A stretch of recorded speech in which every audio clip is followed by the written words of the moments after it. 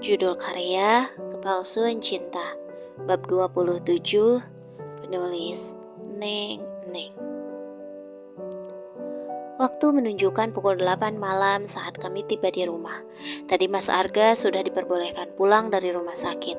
Namun tangannya masih tetap menggunakan gips karena mengalami retak tulang. Selain tangan, kakinya juga mengalami cedera hingga harus menggunakan perban. Alhasil, Mas Arga berjalan dengan terpincang-pincang. Aku turun dari dalam mobil lalu membantu Mas Arga turun dari dalamnya, memapahnya hingga kami tiba di kamar. Aku membantu Mas Arga duduk di tepi ranjang, lalu merebahkan tubuhnya. Membantunya menyelonjorkan kakinya dengan sangat pelan, karena dia terus meringis kesakitan. "Sayang, jangan kemana-mana ya, di sini aja." Dia meraih lenganku yang berniat beranjak menuju kamar mandi. Rasa lengket di tubuhku membuatku ingin langsung mandi. "Iya, aku mandi dulu," jawabku melepaskan cekalan tangannya pelan. "Gak usah mandi, temenin aku di sini aja." Lagi, dia merajuk dengan nada manja. Begini nih, kurangnya dia selama aku bersamanya.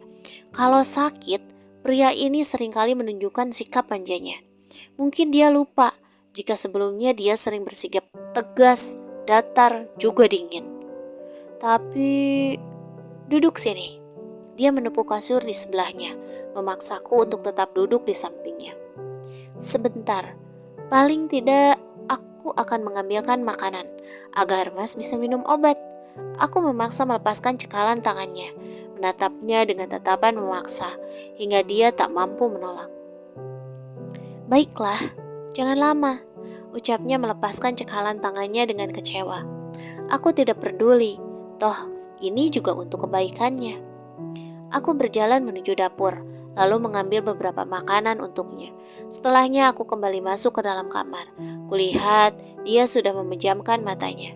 Syukurlah, akhirnya aku bisa membersihkan diri tanpa harus ada drama lagi. Kuletakkan makanan tersebut di atas nakas di samping ranjang. Sekilas, kulihat dia memejamkan matanya dengan ekspresi yang gelisah. Kenapa dia? Apa mungkin dia sedang menahan sakit?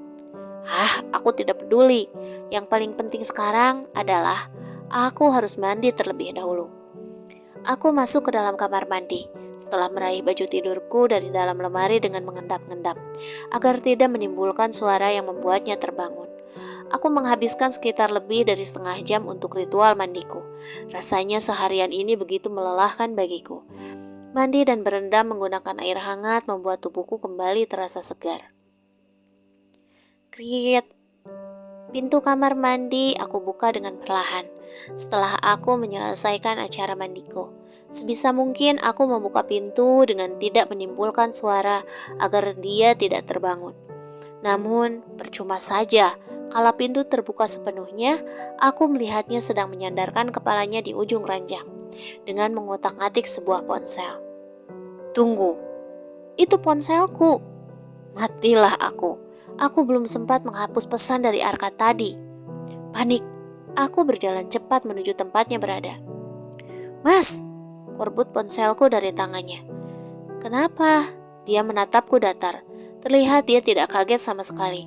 Padahal biasanya dia akan langsung marah jika kesenangannya diganggu. "Tidak, ini ponselku. Harusnya Mas tidak membukanya.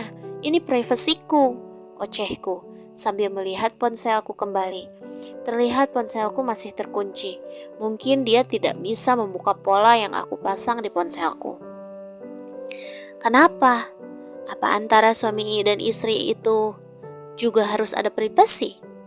Dia menatapku dengan tatapan yang tidak bisa aku artikan. Bukan begitu." Aku mengeleng pelan.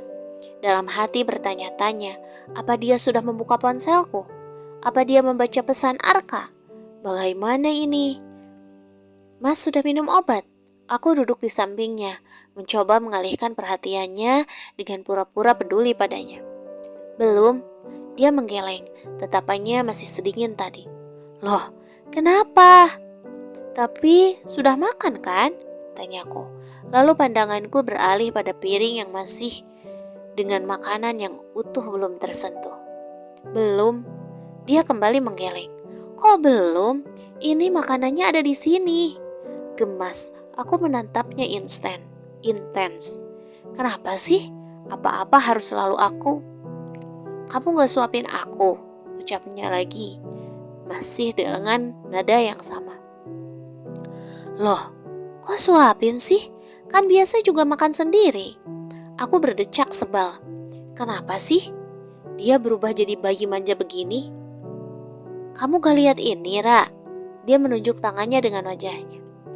Oh, iya lupa. Aku menepuk jidatku. Kalau aku lihat tangannya yang sedang digips. Tapi kan yang digips tangan kirinya. Tangan kanannya masih bisa digunakan untuk makan. Emang dasar, niat sekali dia mengerjaiku. Suapin, Ra. Suaranya memerintah. Aku yang tengah menatap piring tersebut sontak meraihnya. Iya, aku suapin. Aku mengalah, lalu mulai menyendokkan makanan dan memasukkannya ke dalam mulutnya. Suasana hening. Tumben, biasanya dia suka mengoceh, mengobrolkan sesuatu yang bagiku jelas saja tidak penting. Membicarakan teman-temannya, membicarakan pekerjaannya, atau yang lainnya. Sekarang dia hanya terdiam menerima setiap suapanku. Padahal jelas saja, bahan untuk diceritakan banyak sekali. Termasuk kenapa tadi dia bisa kecelakaan. Sejujurnya, aku penasaran. Tapi aku malas bertanya. Jadi, biar sajalah. Sekarang, minum obatnya. Ucapku sambil menyodorkan beberapa obat yang diresepkan dokter tadi. Suapin, Ra. Susah. Rengeknya lagi, menatapku dengan tatapan memohon.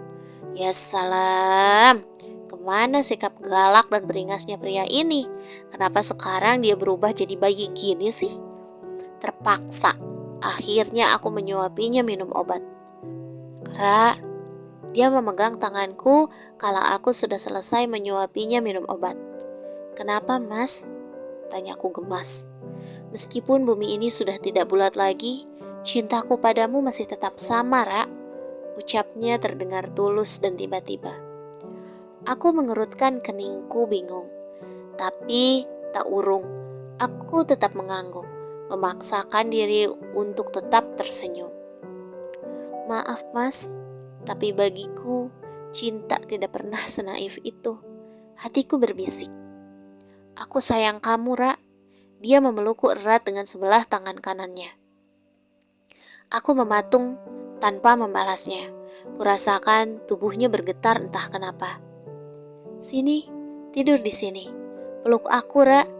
Dia kembali menepuk kasur di sampingnya setelah mengurai pelukannya tadi. Aku menurut. Peluk aku, Ra. Sekali lagi dia membisikkan kata itu. Aku terdiam malas. Kamu kan lagi sakit, Mas. Nanti gerakan tidurku melukai sakitmu, Mas. Ujarku berusaha menolak. Sudah biasa kamu menyakitiku, Ra. Ucapnya spontan. Maksud, Mas? Aku menatapnya berang. Tidak, maksudku dari tadi kamu sudah menindih lukaku. Dia terkekeh sendiri. Aku mengerutkan keningku, menatap tangannya yang berjauhan dengan tubuhku. Perasaan aku berjauhan dengan lukamu, aku mengelak tidak terima. Kamu lupa ya, lukaku bukan hanya di tangan, tapi juga di kaki. Dia menunjukkan kakinya dengan tatapannya. Aku mengikuti gerak matanya. Seketika aku terperanjat kala aku melihat kakiku sudah menindih kaki Mas Arga yang terluka. Cuk, kebiasaanku kalau tidur suka menimpa tubuh orang di sampingku tanpa sadar. Bersama